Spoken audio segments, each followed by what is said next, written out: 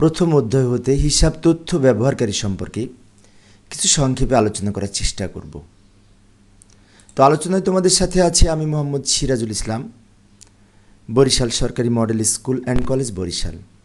তো চলো শুরু করা যাক। তো হিসাব বিজ্ঞান তথ্য ব্যবহারকারী বলতে কি বুঝি, তাই না?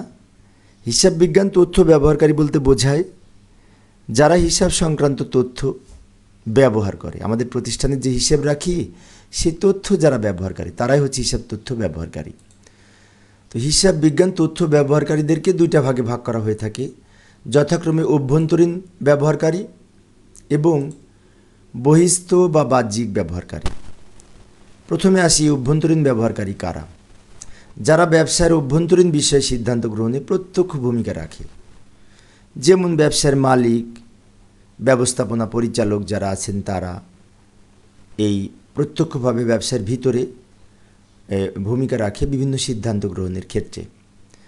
আর বহিস্থ বা বাহ্যিক ব্যবহারকারী হচ্ছে যারা বাইরের এবং যারা ভিতরের কোনো বিষয়ে প্রত্যক্ষ ভূমিকা রাখে না, অংশগ্রহণ করে না আমাদের ভিতরের কোনো সিদ্ধান্ত গ্রহণের ক্ষেত্রে অভ্যন্তরীণ বিষয়ে, তারা হচ্ছে বাহ্যিক প্রতিষ্ঠান বা বাহ্যিক ব্যবহারকারী। তো আমরা যদি অভ্যন্তরীণ এবং বাহ্যিক ব্যবহারকারী সম্পর্কে বিস্তারিত জানতে চাই তাহলে পরবর্তীতে লক্ষ্য করি এই যে প্রথমে আসি অভ্যন্তরীণ ব্যবহারকারী বা অভ্যন্তরীণ তথ্য ব্যবহারকারী কারা, যেমন মালিক পক্ষ বা স্বত্বাধিকারী, পরিচালক, উৎপাদন পরিদর্শক, ব্যবস্থাপক বা ম্যানেজার, অভ্যন্তরীণ নিরীক্ষক, হিসাব কর্মকর্তা।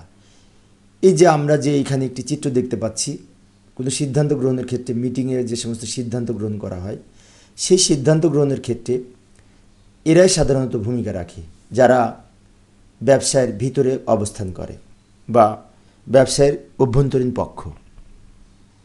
এদেরকে অভ্যন্তরীণ তথ্য ব্যবহারকারী হিসেবে আখ্যায়িত করা হয়ে থাকে। অনেক সময় এমসিকিউ পরীক্ষায় এই ধরনের প্রশ্ন এসে থাকে।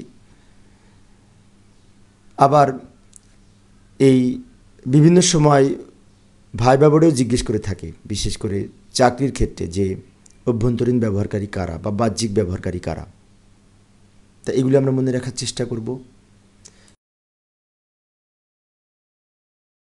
তো এবার আসি বাহ্যিক হিসাব তথ্যের ব্যবহারকারী বা বহিস্থ ব্যবহারকারী কারা। লক্ষ্য করি, যেমন ঋণদানকারী বিভিন্ন প্রতিষ্ঠান যারা আমাদেরকে ঋণ দিয়ে থাকে তারা বাইরের প্রতিষ্ঠান, পাওনাদার যারা আমার কাছে টাকা পাবে তারাও বাইরের প্রতিষ্ঠান, সরকার, অন্যান্য কর্মচারী কর্মকর্তা বিশেষ করে যারা ব্যবস্থাপনার সাথে সংশ্লিষ্ট নয়, আয়কর কর্তৃপক্ষ, ভোক্তা ও জনগণ এবং শ্রমিক সংঘ।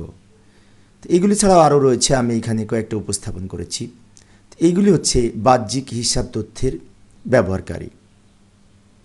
তো প্রিয় শিক্ষার্থী বন্ধুরা, এই ছিল আমার আজকের আলোচনার বিষয়। আমি অল্প অল্প করে আলোচনা করি যাতে তোমরা ভালো মতো বুঝতে পারো। তো আমি পরবর্তী ক্লাসে কী আলোচনা করব লক্ষ্য করি। পরবর্তী ক্লাসে হিসাব বিজ্ঞানের উৎপত্তি ও ক্রমবিকাশ, হিসাব বিজ্ঞান কীভাবে উৎপত্তি হলো এর ধারাবাহিক আলোচনা করার চেষ্টা করব। দেখার আমন্ত্রণ রইল। পরিশেষে সবাই ভালো থাকবে এবং সুস্থ থাকবে এই কামনায় খোদা হাফেজ।